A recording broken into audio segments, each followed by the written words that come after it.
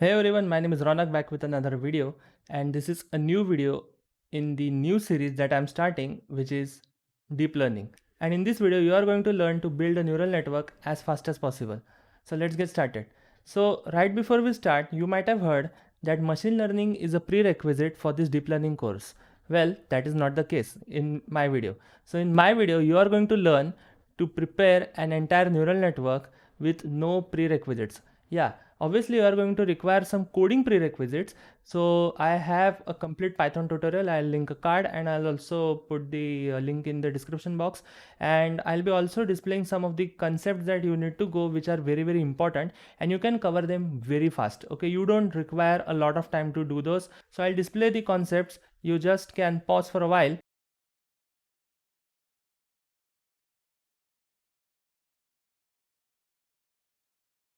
So these are the concepts, and apart from that, one more concept that you will have to learn is Jupyter Notebook, and I'll also put a card and a link in the description box as well. Okay, so you can just go on to that tutorial and you can learn. It is very easy. It will hardly take around 13 minutes. Okay, 13 or 14 minutes. It is very easy. So coming back to our tutorial, so you are going to learn to make an entire neural network using TensorFlow today. Okay, so in the first video itself, you are going to see how you can build a classifier right from the scratch using TensorFlow. And apart from that, you are going to learn to implement every single line by knowing its meaning. So let us start directly with the video. So right before we start, a question might arise, what is TensorFlow? Well, this is the TensorFlow. Okay, so if you visit their website tensorflow.org, you can come across the TensorFlow. This is a standardized, powerful framework designed to solve the deep learning problems. So it was basically designed long back, but now it has grew very mature. Okay, so they have a great set of documentation. You can check it if you want. And in this video, you are going to learn how to use it. So installation is very simple. Okay, you can either use any of the following methods. So here is a catch. Today I'll be also showing you how you can use the Google Colab. So Google Colab is a platform provided by Google, which is very convenient, where you can get graphical processing units to use for free only if you have your Google account. So in that, luckily there is no need to install TensorFlow. Everything, all the machine learning and deep learning libraries are already pre-installed and you can right away get started. Now why I'm really doing this? The reason is, using the Google Colab, you will come to know that you don't have to explicitly use your computational power of your computer or your laptop. Okay, you can directly start by just using a browser. So let us dive into the Google Colab. So this is the page of the Google Colab. If you just Google Collaboratory, you can come across this. So this is the first page, and here just I would say file and new notebook. So this works exactly just like the Jupyter notebook that we have. Okay, so if you have gone through the tutorial, I'll tell you that Jupyter is quite important. Okay, so these are the cells where you can type your Python code and you can execute them. And all the tools that you are going to require in order to do the deep learning are already pre-installed. So let us now check that if we have the TensorFlow that I talked about. So just say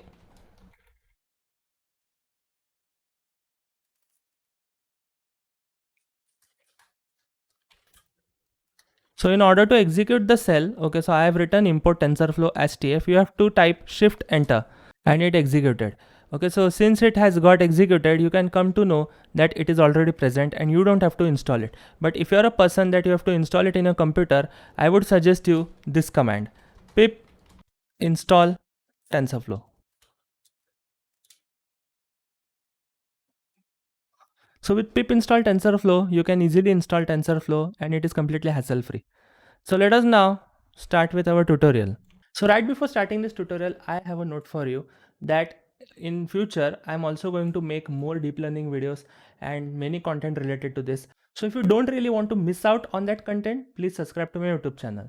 So with that, you can get all the updates right away when I post it. So this video is going to be quite exciting.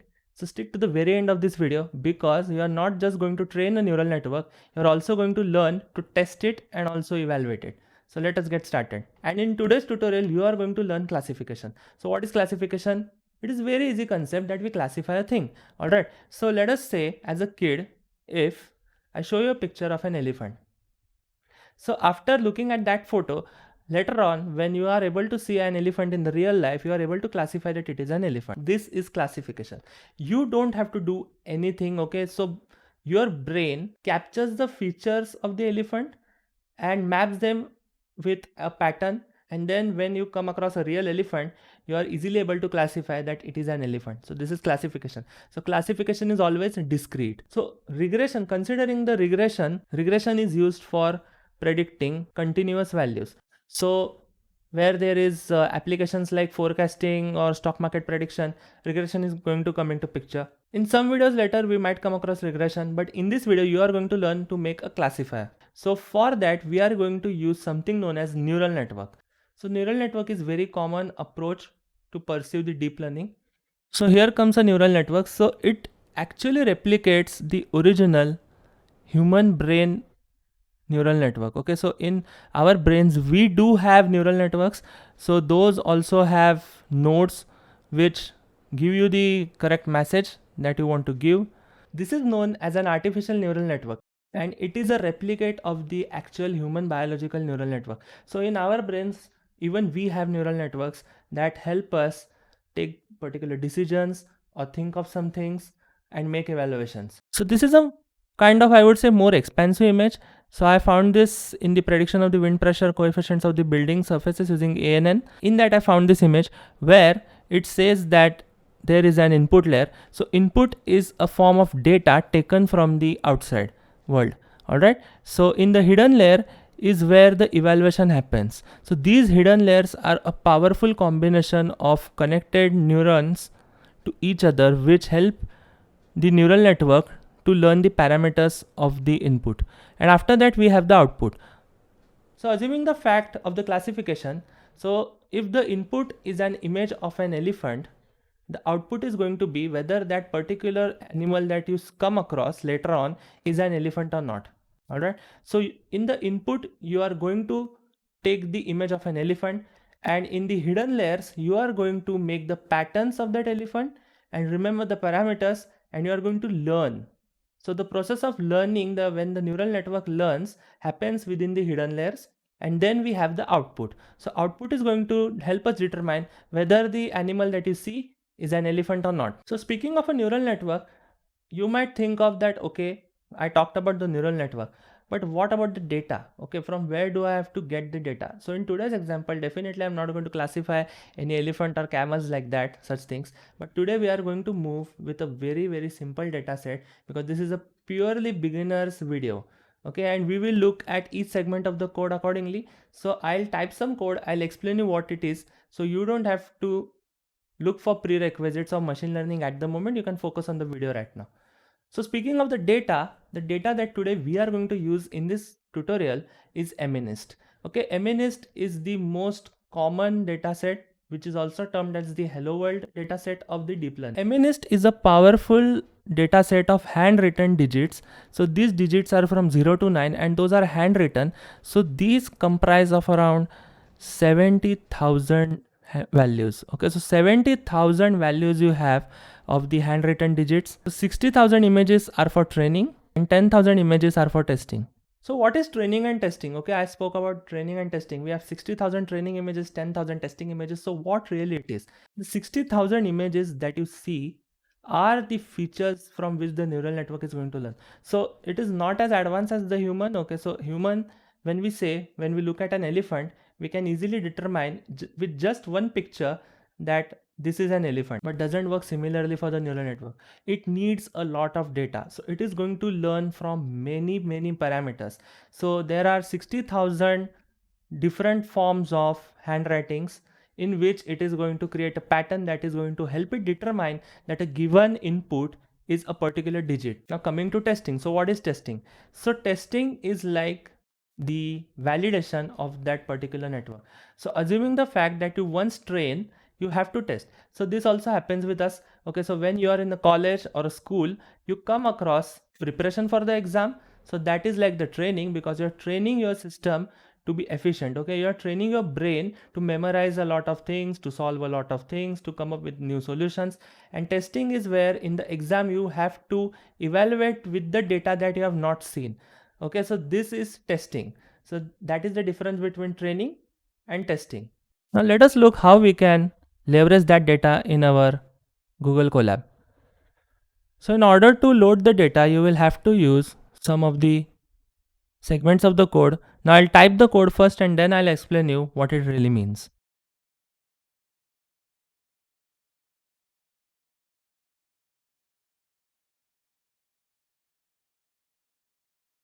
So what really happened over here? So from TensorFlow, that is our framework that we are using, .keras. So Keras is a wrapper which allows you to code very easily, make your deep learning models, and you don't have to type a lot of code. Datasets. So datasets is, so there are many datasets that are already available for the evaluation. Okay, you don't have to explicitly import it at the moment. So from tensorflow.keras.datasets, import MNIST. So MNIST is already there inside the TensorFlow. You just have to take it. After that, you can see in the second line, I have said training data underscore test training labels, comma testing data, comma testing labels, which is equal to MNIST.load data. So what is this now? Training data and testing data. Okay, I spoke about training examples which are 60,000 and I even spoke about 10,000 testing. But what are those? So MNIST is a handwritten digit of 28 by 28 pixels. So our brain is able to evaluate that a particular number represents that particular image. Well, how?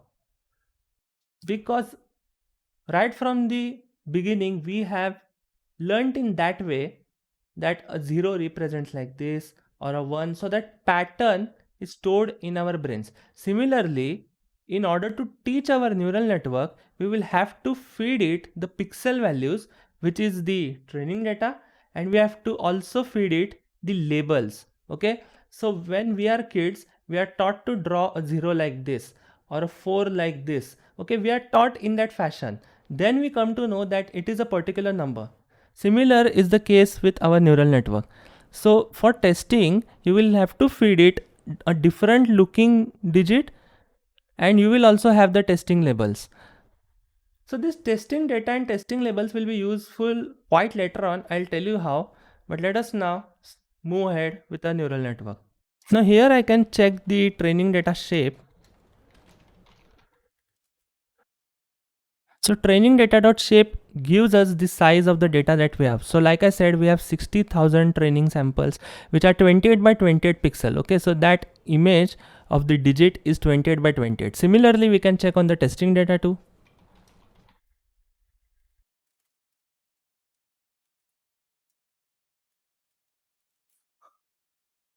And it says 10,000 images. So 60,000 images we are going to train on our neural network, and 10,000 later on we can test. So moving ahead, so a little bit about the data. So this data is actually pixel value. Okay, it isn't an image, but it is a pixel value of 28 by 28 data, 28 by 28 image.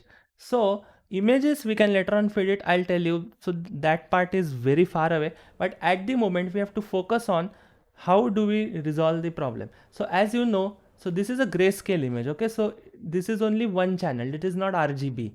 So while it is grayscale, the numbers lie, the shade of the number lies from 0 to 255. So 0 is the darkest and 255 is the most luminous. So that is, I would say 255 is white color and 0 is black color. So in order to train our neural network in an efficient manner, we will have to divide those numbers and make it scale very small. Okay, so it should come under 0 to 1 so that it is very easy for our neural network to evaluate the things.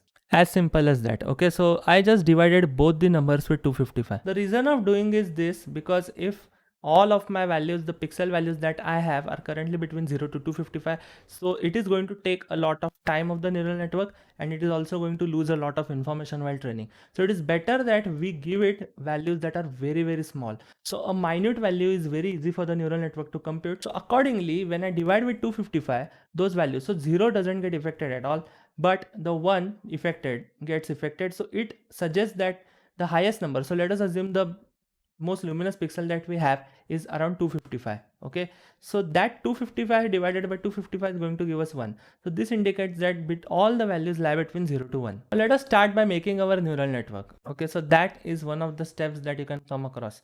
So enough of the rand. So you have already came across TensorFlow and the dataset. We have our dataset prepared in a very well manner. Okay, you aren't required to clean that dataset, but we have to now focus on how do we build our model.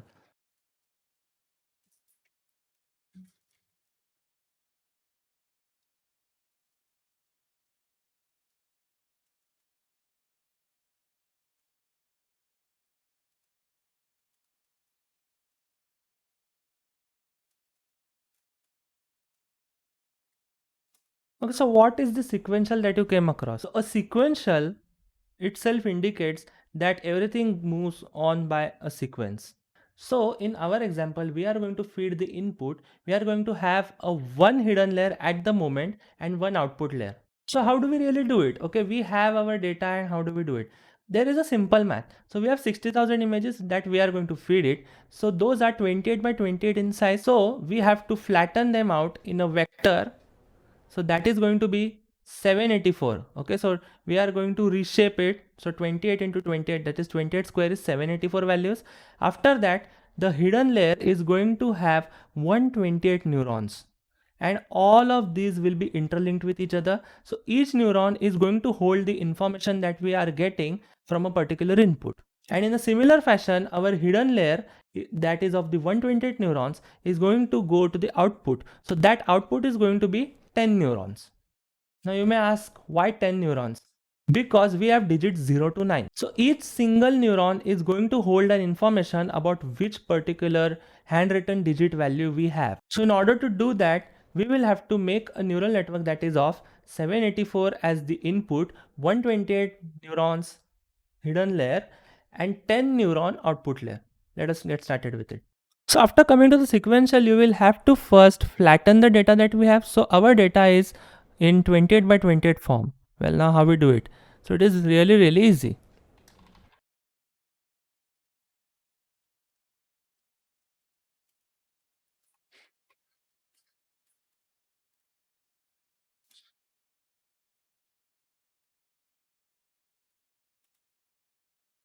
So this is the first thing that you will come across, that is tf.keras.layers.flatten. This flatten function helps us to take the 28 by 28 pixels and make it into a long chain of vector of 784 values. So that is very easy for the neural network to compute. It is quite hard, I would say, if you directly give it an image. So that is quite further part for the further tutorials. But at the moment, we want to really focus on the numerical values. So let us get started with that. So like I said, the next layer that we are going to have is of 128 neurons. So how do we do it?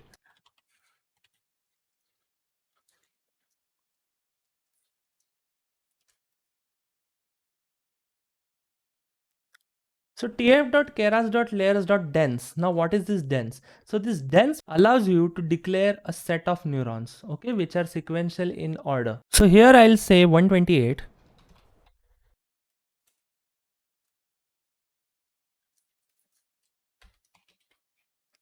And then I'll say activation is equal to ReLU. Now what is this activation is equal to ReLU? Like I said, I'm going to explain each and every single line, but at the moment I'd like you to hold for a minute. So let us get started with first defining our model, and then I'll tell you what is an activation function. So the next layer that we are going to have is of the output layer, which has 10 neurons, like I said, just because we have 0 to 9 values. So we have 0, 1, 2, 3, 4, 5, 6, 7, 8, 9. So those are the digits that we have to classify in our data. So we have 10 completely different values. So every single neuron is assigned to a particular value.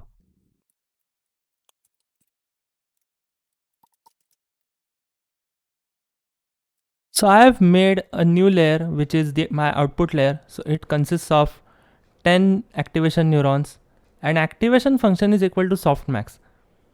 Now what is this softmax? Okay, you might be confused that okay, I am writing some sort of code where activation is equal to ReLU and activation is equal to softmax. Please don't worry, everything will be explained, I promise. So right before moving forward, I would like you to run this. So what is the command to run this? Shift enter. So this allows us to check if there are any errors, but at the moment there are no errors at all. So right before moving into the activation part that I talked about, let us see visually how this entire picture is going to look. So this is the way. So like I said, the 28 by 28 pixels will be broken down into an array, a single vector of 784 pixels. So these are the values. Okay, so when synthesized into the values, as you can see, there are 0 values that indicate black, and there are white colored values.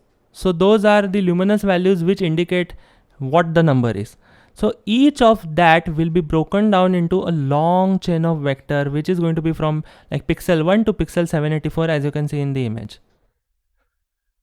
So obviously, imagining this diagram inside your brain is quite difficult at sometimes, but this image might help you pretty much to see what really is going on. So 28 by 28 image is created into a long chain of vector of 784 values, which are as the input layer of 784 pixels. So 784 pixels are sequentially arranged with respect to 784 neurons. So this is one another form of it to visualize. Okay, so I would really like to thank Alex for this. Okay, so this NNSVG, as you can see, the link that I have helps you draw a good set of neural networks. So assuming this is our network, okay, so in that, the first thing, the broad thing that you can see over here is a set of 784 values, 784 pixel values, and these are tightly connected with 128 values, and these 128 values are connected to the 10 values. So obviously if you count, you can see there are no 784 values nor 128 values, but it was very difficult to put it that way. So in order to curve that, I have given you a small visual representation of a small model, okay, which resembles our big model. So you might ask, and what about the activations that I talked about? Don't worry, I got you covered. So consider the values of the image. So those are termed as X, as you can see in the presentation. And each of the neuron is connected to the next neuron that we have in the hidden layer. So that is going to hold a weight. So each and every value holds a weight with the particular neuron. And the neurons in the hidden layer have something known as bias. So what is this bias, you might ask? Alright. So this bias is a value that helps your neural network as a positive value. So with the principle of the matrix multiplication, the formula goes something like this. So X into W plus B, that is the value of an activation. So this is, I would say, a weighted function. So this function is going to hold the information about the preceding layer. But that is not enough. We have to fire it with some function that helps us determine what we have learned. So there comes the activation function. So as you can see over here in this image, we have x of 1, x of 2 to the x of n. So in our case, we have x of 1 to x of n. So n is basically 784. We have 784 values of the x. So these will be connected with the 128 neurons that we have in our hidden layer. And apart from that, a bias is an arbitrary value that we have. So that is going to help our function maintain its absolute value. After that, it will be given to a function which is going to help it fire in an appropriate way in order to learn the things. So activation functions are a form of mathematical functions. There are many activation functions, but here I have used two activation functions. One of them is known as ReLU, which is rectified linear unit, and one of them is softmax. So right before diving, as you can see in this image, we have multiple amount of activation functions. So not necessarily I can use ReLU, I can use some another function, but every function has a particular task. So there is something known as tanh, which is also known as tan hyperbolic function. Then we have ReLU. So this ReLU function I'll explain you in a moment. After that, we have a function known as sigmoid. So this sigmoid helps us determine the probabilities of a particular function in the form of classification, where you can classify an image where you have to mention the probability between 0 to 1, and then we have something known as linear function. So there are many forms of activation function, but we have to learn to take the best ones. So in my neural network, I have used something known as ReLU. So we will discuss first rectified linear unit in detail. So ReLU function, if you will see, is nothing like the rocket science, I would say. This ReLU function just is going to take all the negative values and mention them as 0, and the values that are very massive is going to come under 0 to 1. So that is the ReLU, alright, because after the weighted function, that is after the matmul function, the matrix multiplication function that you perform on the input, the x of I with w of I, so those will be multiplied in a matrix fashion, plus the bias can be a very huge value, and we have to squeeze that value to make it smaller, because smaller the values, the network is going to perform more efficient. So this information is carry forwarded to the next layer. So all the layers in the neural network have the basis of the layer that they have earlier. So all the neurons that they have earlier are connected to those. So all the layers are tightly interlinked with each other. Now talking about the softmax function. Okay, so in my output layer, I have said something known as activation is equal to softmax. So what is softmax? Now let us look at that. Okay, so you know that our data has the values from 0 to 9. Okay, so each and every single pattern is going to help you generate some of the particular number. So even though if you feed it an alphabet, it is going to try to use the parameters that it has learned and try to break the alphabet and try to replicate it with the number that is closest. But that is not just the case. Okay, that the network might not say that there is no number at all. Okay, it is always going to say there is a number which is between 0 and 9. So how do we actually come with this? So the parameters learned are going to yield a lot of information where we might have seen that some numbers closely represent some other numbers. So an 8 can also be considered as 0 just because both have very much round features. Okay, so in order to do that, whenever I feed it an input of 8, my network is supposed to run through the entire learned parameters and say that this is not the network that I'm looking for. Well, how do we do this? In order to do that, the softmax helps me give the probability of each and every single output number that is going to be generated. So the highest probability just wins. So as you can see in this example, in my output layer, okay, so output layer, after the output layer, the values will be carry forwarded with the help of the activations from the previous layers that they have learned in the hidden layer of 128 neurons. So let us assume in this example that we have output layer from 1.3, 5.1, 2.2, 0.7, 1.1. So how you are going to determine which is the greatest number?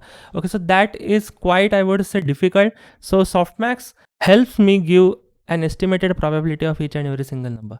So as you can see, 5.1 is the greatest number, which indicates that the second tuple is right. So 0.90 indicates 90% probability. So 90% probability indicates that 5.1 is the answer for this particular example. Similarly, in our case, it is going to always try to classify one number out of 0 to 9. So the highest probability number just wins. So this is softmax. So in order to do that, now the next step comes is to compile our model. So in the compilation process, the network is also going to track the loss.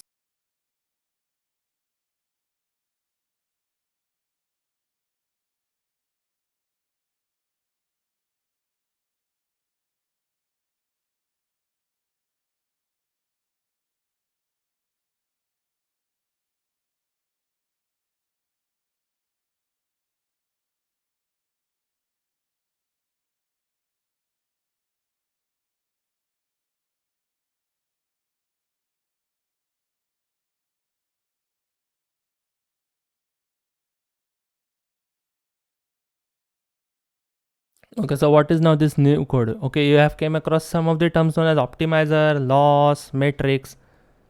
So don't worry, I'll cover each and every single one of them. You don't need any machine learning prerequisites for this one. And that is right. Okay, I'm going to cover each and every single concept. So the process of the compilation gives you an estimate of the loss and accuracy and everything. Okay, so whenever our model learns, it is going to learn in a particular fashion. Okay, so now let us start these things. The first thing that I would like to cover is loss. Okay, so what is loss? So whenever you learn a particular thing, you are not always going to retain every single information from what you have. So there is always going to be a loss. Assuming the fact that you give an examination and in that examination you get 90% out of 100. So that indicates there is a 10% loss of the information. So if you might have studied more or efficiently, you might have got a less loss. That is like a 95% or 98%. So this is loss. Okay, that is the standard definition. But in our code, you can see loss is known as sparse categorical cross entropy.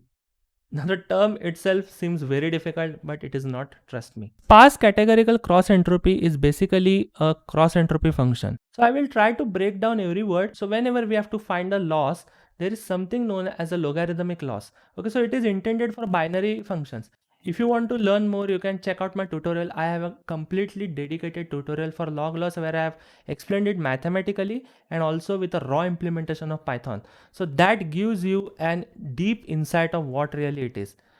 But as here you can see there is a mathematical formula. So that mathematical formula itself seems quite overwhelming. But you don't need to worry. So now the log loss is intended for a binary function. Okay, so binary indicates either it is going to be 0 or 1. But in our case, we have digits from 0 to 9. So for that, we are going to use something known as categorical. So categorical indicates that there are more classes. Okay, so not just binary class, there is no yes, no. Okay, like let's let us assume classifying an elephant. So there is always going to be an option yes or no. There is not going to be an option that there is a half elephant, not that way. It is always going to be either yes or either no. So similarly, for our example, the values that we are going to feed it are going to say us that okay, this is not the network that I am looking at, but instead I want to look at something that is between 0 and 9. Okay, so I have to classify a digit. For that, I use categorical. So the formula might quite seem overwhelming at the moment, but you just have to focus on the basics. Like I said, in order to start with the neural network, I don't want to bombard you with a lot of information, but if you want to check the log loss tutorial, I will put a card and also a link in the description box below. You can go and check it. In this video, I just want to keep things simple so that if you are a very fresh beginner who has also never even touched machine learning, you should know the concepts. So like I said, loss is basically the loss of the information. Okay, just like our examinations, some percentage are lost and you try to retain it. So what is the mechanism to retain the information that you have lost? Okay, that might be the next question. So here comes our loss optimizer. So in our code you can see optimizer is equal to HGD. Okay, so what is HGD? HGD stands for stochastic gradient descent. Okay, that is also a mathematical function. It is an optimizer. A loss optimizer helps you retain the lost information. So that lost information in a particular learning is going to be retained using the optimizer. So right before diving into the stochastic gradient descent, I want to talk about the gradient descent. Gradient descent, if you can see from this image itself, gives you a correct estimate. So let us say that you have some values of the loss way above here. Okay, the black spot that you can see. So the gradient descent algorithm works on the principle of convergence. So assuming the fact that if I am able to derivate this thing, it is going to go significantly down. So these values of the loss are manipulated with all of the parameters that we have. So this is known as a backward propagation. So in a feed forward neural network, you're always going to have something known as a forward propagation and something known as a backward propagation. So in the backward propagation, as you can see, the steps that you've came across in the compilation, that is the loss or the optimizer or the matrix, are a part of the backward propagation in where our loss is going to converge. So in order to understand this very efficiently, I have an GIF of this where you can see the white spot suddenly drops to the steepest point. So in a gradient descent, this point is going to come down. So if you have seen a bowl and if you drop a ball in it, a small ball, it is going to first move like this, this and this and this, and after some time it is going to find an optimal position where it is not going to move at all. Okay, so it is going to be fixated over there. Now why stochastic? Okay, so gradient descent function picks up the input size in a very large amount as it is from one epoch. Okay, epoch you will come across soon. I'll tell you what it is. So it is going to pick a huge lot of all of the information. Stochastic indicates random probability sampling. So that is not the right way to understand it, but just assume that stochastic is going to help you to pick a small batch out of it. So every time from each epoch, a single sample is taken. So this is going to converge more efficiently with an estimated value and also going to help network do it very faster. Because if I pick an entire lot of information and I have to converge it, it is going to take a lot of time. So in that case, stochastic gradient descent does the job very well, efficiently in a fast manner. If you want to learn more about the gradient descent concept, I have an entire dedicated mathematical and implementation tutorial of it. I'll post the card and the links in the description box below. You can just check them out if you want to learn more. But the basic principle of an optimizer is to converge the loss. Okay, the loss that we get from, let us say, log loss, or there can be any other loss function. So I'm getting it from my sparse categorical cross entropy. So it is going to take that loss and it is going to try to reduce that loss. Okay, so that makes your network quite more efficient. Now, what is matrix and accuracy? See, there are a lot of terminologies when it comes to a neural network. That is the reason people say that machine learning is a prerequisite. But for the sake of this video, I'm going to break it into layman's terms. So matrix is equal to accuracy basically indicates that I want to check the accuracy of the function while evaluating with the testing data set. It is not a rocket science, is it? Okay, so matrix is equal to accuracy. So matrix is a form of mapping and evaluating the with respect to the parameters that you already have trained with the testing data. Okay, so it is going to take the testing data and it is going to try to evaluate the information that it already has learned. So my model is compiled for its backward propagation, but is it training? No, we haven't reached training yet.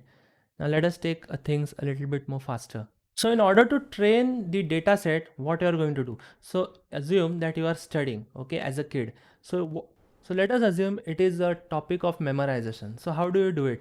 You have the questions, okay, which are, I would say, the parameters that we pertain to something, and we also have the answers. So we have the questions as well as the answers, and we take both. So here I'm going to take the training data set and training labels. So for each and single data set, like we have 60,000 values lined up, for each single value, it is going to take every single value and it is also going to take every single label. So like let's say 784 values of the first row of the first tuple of the data indicate that particular number is 9. So label should be 9 in seconds. So it is going to train all the 60,000 values. So in order to do that, we will say model.fit. And inside this, I am going to feed it some parameters. So first is going to be my training data.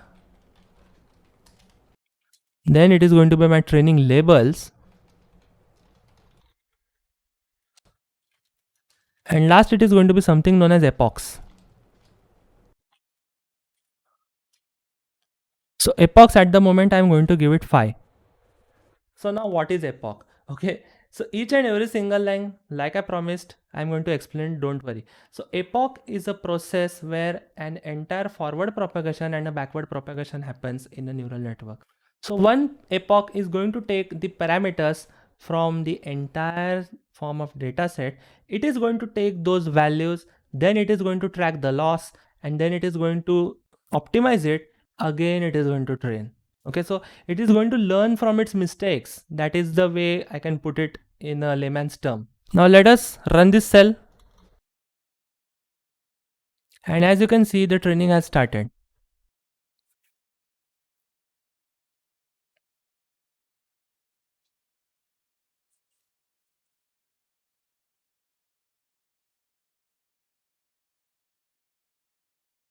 So the training has finished over here. So you remember in the model.compile, I said matrix is equal to accuracy. It is giving me my accuracy. So the accuracy for the model that I'm getting is 93.27, like 93.27%, which is very well. So this indicates my model has been able to learn 93% of the data accurately. And the loss that I get after 5 epochs is like 24%. Okay, so 24% is quite loss. There are some of the other ways by which we can reduce it. Don't worry, we will have a look at them. But right before we have a look at them, I would like to now validate it with my testing data. So how am I going to use my testing data? Okay, so the training samples it has learned, my neural network is being able to learn from like 60,000 values, but now it has 10,000 values that it has never seen. So these 10,000 values we will be using for the validation process. Okay, so that is going to tell us that the way our neural network was able to learn. All right. Well, how do we do it? So here those 10,000 values, we also have the labels. So assuming the fact that I am a particular professor of a particular area and you are all my students, I'm giving you some questions, I already know the answers. So what I'm going to do, so those are my testing labels. So whenever you give me your answers, I'm going to take the 2 answers and I'm going to see whether or not you are right. So that is the process of validation. Now you might have come to know what is this entire thing going on. So now let us test our samples. So I'll try to make a variable known as classifications.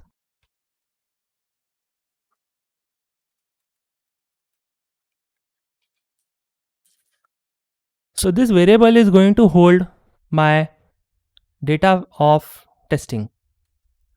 So I'll say model dot predict, and here I'm going to feed it my testing data.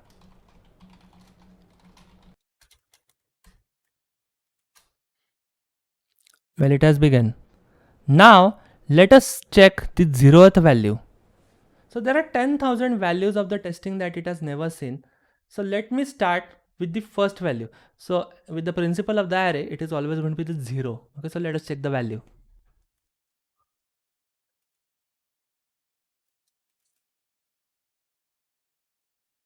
Ooh, now what is this?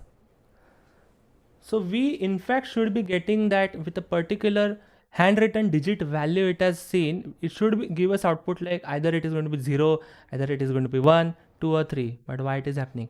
The reason is our prediction mechanism doesn't have a softmax by default. Okay, we have to specify. So when we get the output in the form of softmax, we get the probabilities of all the values. It is not giving us distinctively what value it is.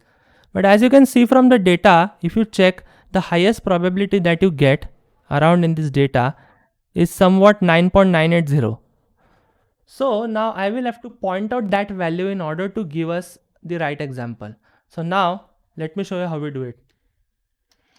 So here I'll say test predicted label. So this is just the name of the variable. Okay, I am not doing something else. Okay, this is just the name of the variable that you have to stick to. So test predicted label is equal to, now here I'll say,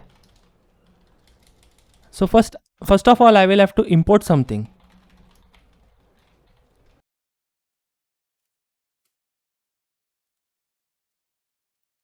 After that, say classifications.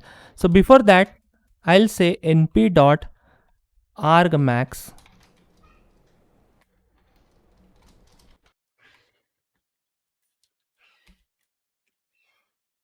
Now what is this? Okay, so np.argmax, so argument maximum, so it is going to give me the maximum number that I have in my current array.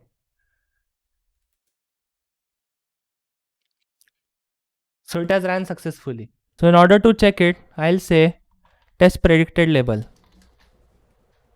and it says 7. So out of these 10,000 values, it says that the number that I've got, okay, the number that I fed it in the input is basically 7.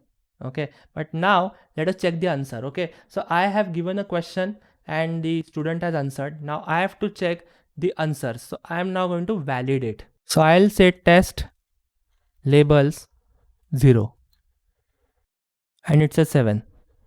We have it. Okay, so our neural network was successfully able to predict the value that we have. What else you want in life? Okay, so this is the most basic tutorial, the basic understanding of a neural network. But let us now take this tutorial up a notch, okay? And I'll give you a major problem that you can come across in this neural network, which you are going to solve it in some upcoming videos in this tutorial series. So the predicament here is that, okay, I am able to classify this single image. What if I have to classify multiple images? Okay, so considering the fact that I have values, let us say, so I will now have to make a loop. Okay, it is not going to give me all the values. If I say just classifications like I have already did from the testing labels, it is going to give me a probabilities of lot of this, and I cannot simply put this in the argmax. Okay, this is going to cause an error. In order to do that, in order to come out of this situation, I'll try to make a loop. So I'll first say storing variable. So that is a name of list I'll make. After that, I'll make a for loop. So for C in classifications. Okay, so this is completely Python basics. If you don't know, please check the video. I've already put a card and the link in the description box below. So hardly I would say the first 1 hour of the tutorial is going to come into picture in order to help you with this tutorial. So after that, I want to hold the value. All right, so I'll say holding variable. So these are just the name of the variables. There is nothing rocket science. All right, here I'll say np.argmax.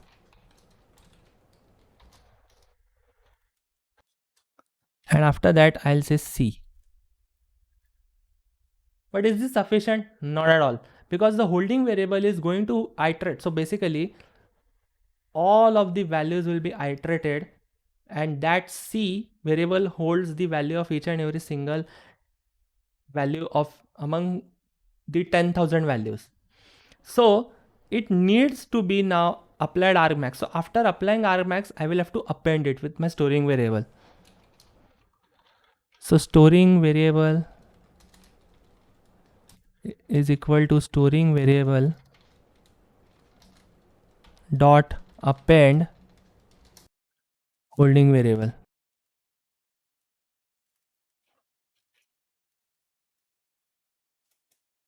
Now I come out of my for loop and now I'll say storing variable. And it says none type object has no attribute. Alright. So I'll just get rid of this.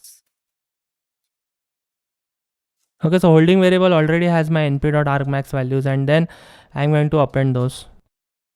And we have it. Okay, so all of the values over here have been appended. Now I can take, like I have now 10,000 values, so I can take the any value and I can check it with my so let me first say print. So I'll take storing variable and take, let's say we have 10,000. Okay, so let's check the 999th image and then I'll say testing levels because I already have the answers. 9999 and we have it. It says 6 for both. So our neural network has been successfully able to classify 10,000 images. So this is the tutorial, but like I said, we have to take it up notch quite more. Okay, so in order to do that, let me put an image to testing. Okay, so we have the numerical values, but I want to test an image. All right, this is the code that I have typed. Okay, so this is a nice code in the Google Colab that helps you basically upload an image in the Google Colab, and this is the prediction mechanism that I've created for it. So this is the one of the images that I've got. So okay, so this is a 2. Now we are going to try to predict this 2. So this is in the form of image. Our network has actually learned in order to do it with the help of, you know what, numbers. So I'll just run this code. So it is going to expect me to choose the file. So I'll say choose.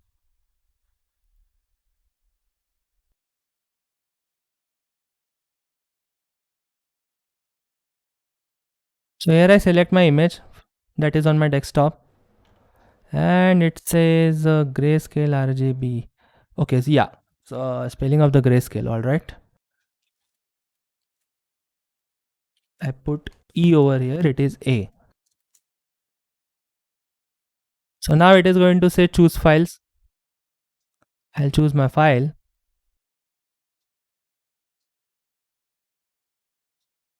Alright, so this has been able to give me the value. Now I'll just print the value. Okay, so I'll say predicted value. Ooh, it says 5. Let me try with another image. Alright, this is a 0 that I have taken from the Google. Now I'll try to classify this image. Alright, so this should give me 0. So I'll again try to run this code. So it says choose files. I'll choose my file.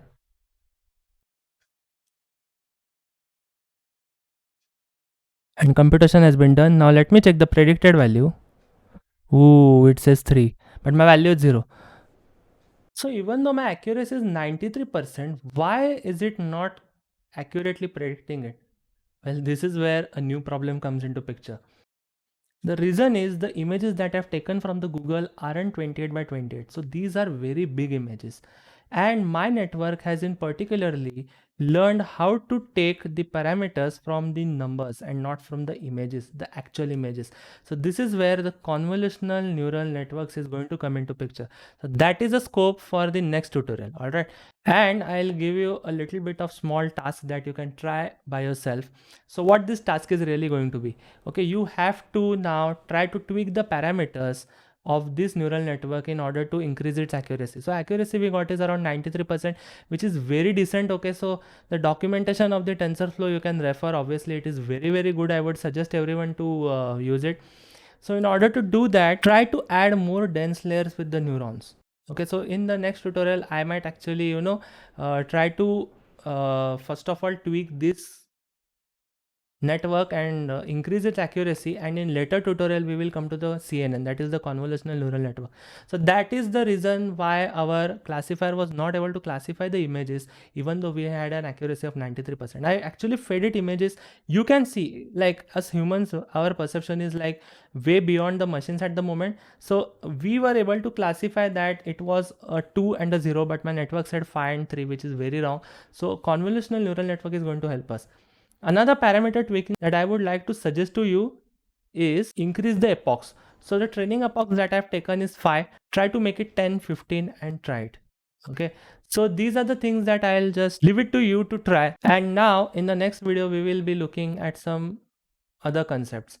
So this is it for today's tutorial. Okay, I hope you might have learned something or the other from this tutorial. And if you like my content, please subscribe to my YouTube channel, because more new videos are going to come into picture and I don't want you to miss any one of those. Okay, so this is going to be a really great playlist for beginners, and you might learn something or the other from this one.